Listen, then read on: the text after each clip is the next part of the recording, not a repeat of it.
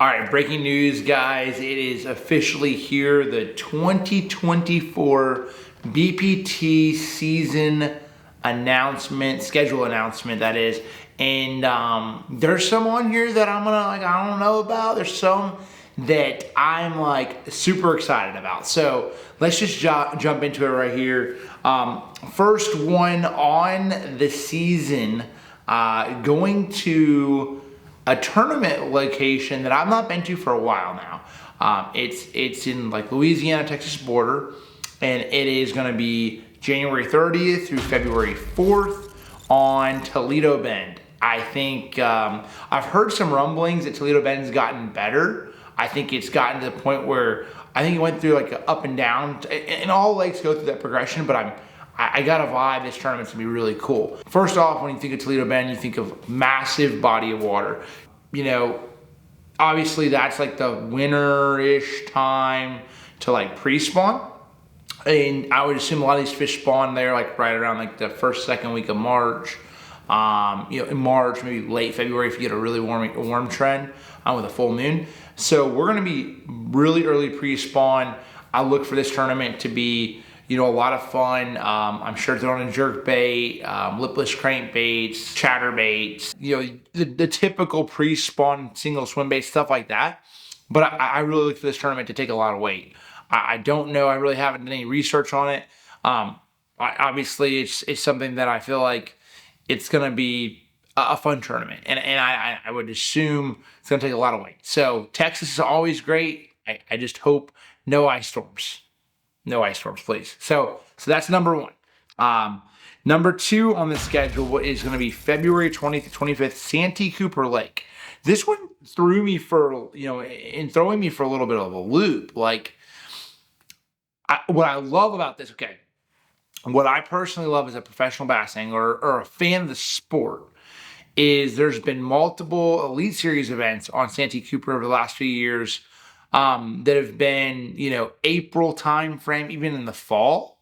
But in this scenario, it's really a completely different time of year. My thing is, I don't have a problem going the same bodies of water, but we need to start to do a better job of scheduling things at a different time of the season, where patterns play differently, obviously techniques, and then in addition to that, the viewer gets to see something a little bit different and learn something from that.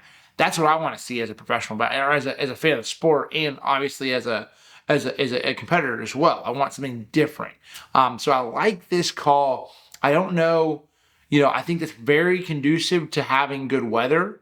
It's a shallow, swampy area. We know what's happened in the past. Darbone's a tough one with a really cold weather.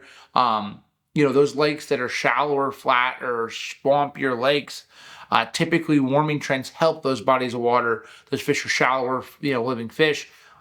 Maybe, if you get the right warming trend, it's going to be unbelievable. If it's going to be, some cold fronts happen that time of year, it could be very tough. So, but I think it's really cool for the viewer to see that, because they get to see what we go through, even if it's good or bad. We might hate it, but you guys might love it. So I'm up for all of it. I think it's fun. I think adversity. I've always felt this way. We need to embrace adversity. I think adversity makes the story that much better. I think it adds a hurdle into something that you just, and weather's a huge part of that adversity you deal with. Being a professional bass fisherman between the months of late January to late March. So I'm sure we'll have plenty of that, but hoping for good weather, at least to get out there on that water. But Santee Cooper, I'm giving it a thumbs up. Going to number three, of course, Red Crest, March 13th through the 17th, Lay Lake. We've announced that a long time ago. This one, to me, Red Crest, I know I'm going to have to battle out DC. I know Dustin's going to be a very heavy favorite. That's a body of water that he knows very well. He knows the whole Coosa very well, understands that body of water. I feel like the Coosa River is to him as what the Tennessee River is to me. You understand nuances within those bodies of water. That time of year, you're going to have big largemouth starting to play, big spots playing.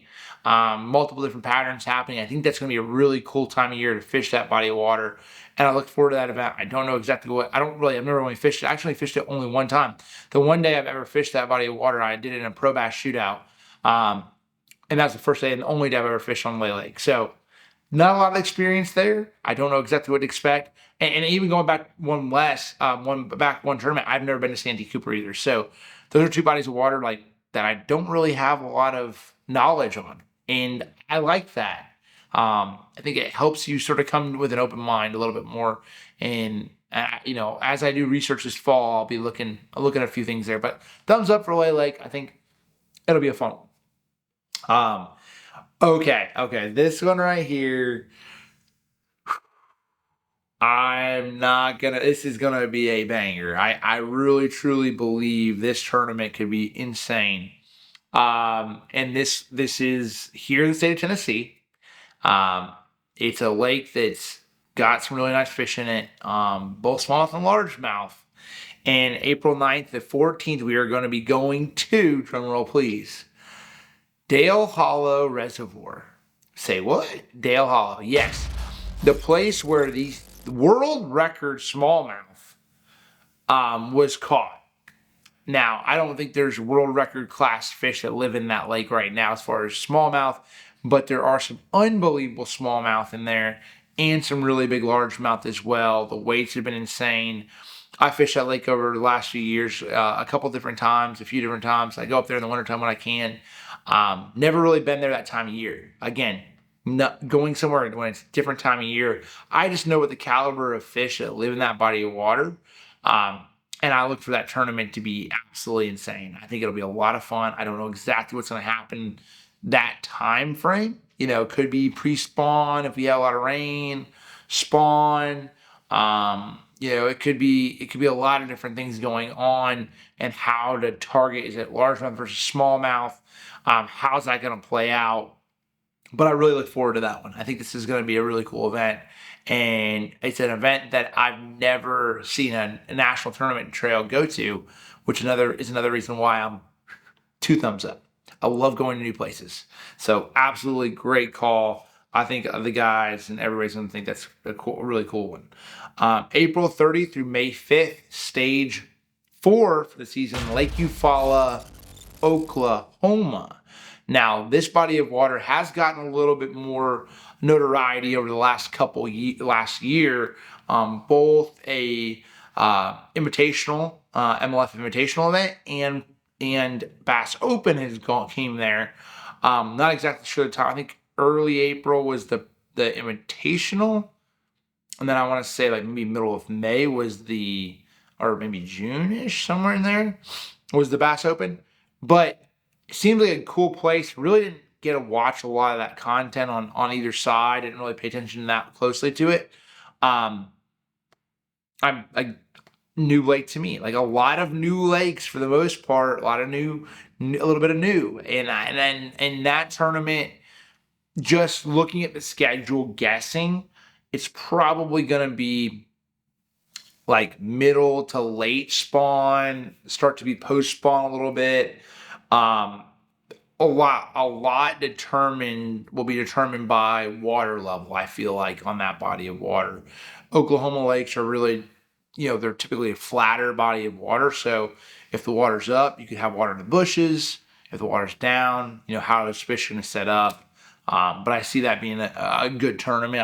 I don't know a whole lot about it, to be honest. I've never even looked at a map of the place.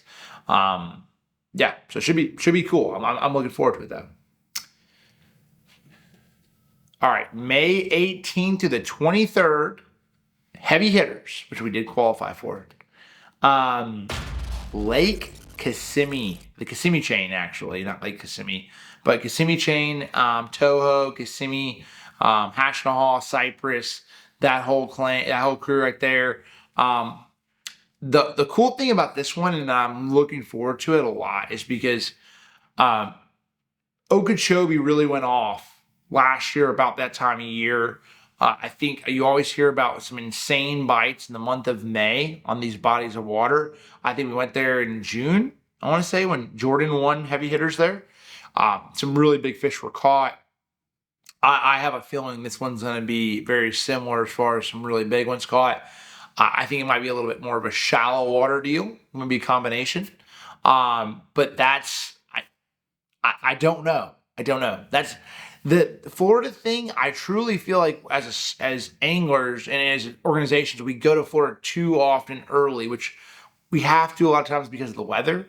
But going there that time of year, you really, when you have consistent weather, I think you really are going to see what these bodies of water have to offer. I think a lot of these fish are going to be susceptible to being caught several different ways, but you're going to see some awesome topwater bites. Of course, you're going to see guys fishing grass and multiple different ways, flipping and pitching and all the great things that Florida has to offer. But I'm excited for that one. I would assume it's going to take a lot of a really big fish, 8, 9, 10 plus to win every single day in the heavy hitter side of it on big fish, because you guys will get paid a lot of money in those events with those big fish.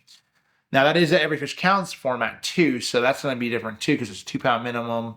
I would assume then it goes to 3 if it stays consistent with what's happened over the last few years. So that'll be different too.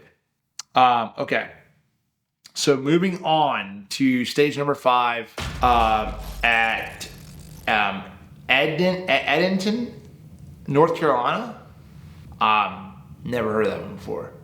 North Carolina, Eddington, Chowan River. Dude, like, where, I don't even know where that's at. Chowan River. Yeah, don't know anything about it. I don't, but I like it. I like it because I've never heard of it before. So I think that is going to be something that, again, I'm all about bodies of water we haven't gone to before, because it just shows how you go out there and you figure it out. I would assume it's got to be a pretty big river. Otherwise we wouldn't be going there. But yeah, so I don't really know a whole lot about it. I just like going to different places, and I think that one's gonna be really cool.